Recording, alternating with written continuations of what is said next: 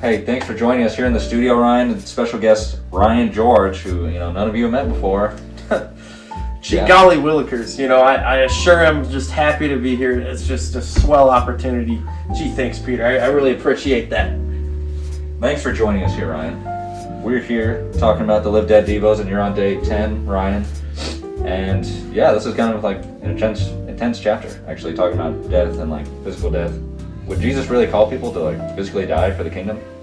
Yeah, no, that's kind of a scary thought right there, I think what's important to take away from this is that if in talking about death and talking about like sacrifice and like crucifying your flesh, I think what's important to take away from this is just that Christ is asking us if we're willing to give up something as precious as our life for Him and for the kingdom.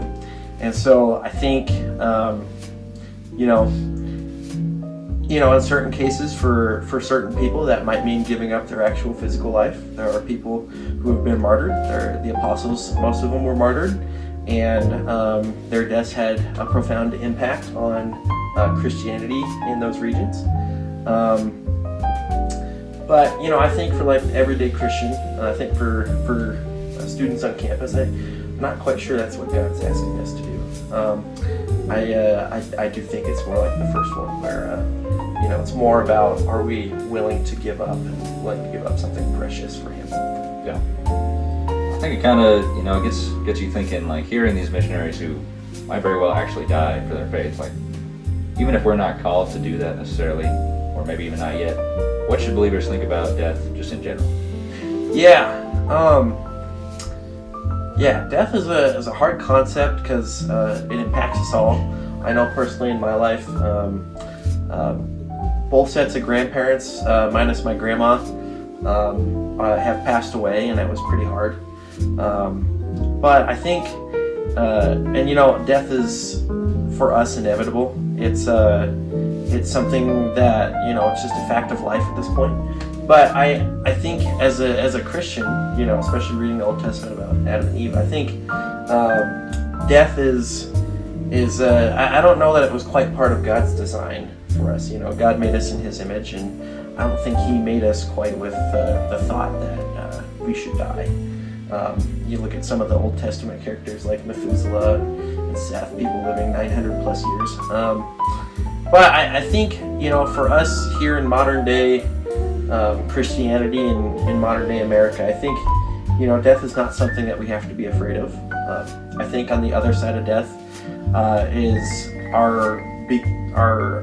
that beginning of eternity, and that, our eternity begins now, but that relationship that we get to have on the other side of this life and in heaven is, I think, something to look forward to and something to be excited about. Now, I'm not saying that we should all be excited to go and die, but just that it's not something quite that we have to be as afraid of. But I think death in the other sense of like crucifying your flesh, I think that's very challenging, very difficult. Definitely something that takes practice. You never get perfect at it, and just every day you keep working at it. That's why Jesus tells us to daily pick up our cross and just to follow Him. I think death is not something that we have to be afraid of, but it's something that we should be aware of. We should learn about it, and just glorify God just in our lives that we have here right now. Yeah. No, I think that's good. The distinction between like physical death and like dying to our flesh, I think it's really good. What about, there's this one quote in here that said, "How could I do anything to that but which I am called?" I think that's like a pretty powerful statement, giving this person's calling in this chapter how they might be called to like physically die someday, and that could be part of being in their mission field. So how do you think we get to a place of radical obedience to the point where we would be willing to do something like that in our own walks with the Lord? Yeah, that's a great question. I think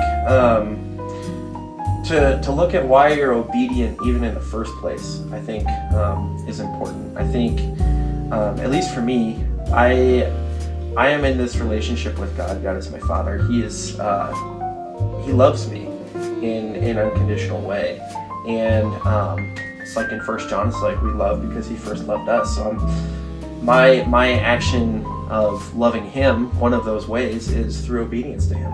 I want to be obedient to my Father who's in heaven. And I think, how do we come to this place of radical obedience? I think that you have to dive further into God's love for us rather than our love for God. I think the starting place of understanding how to be radically obedient is understanding how radical God's love is for us. So I think, and then like radical obedience is like,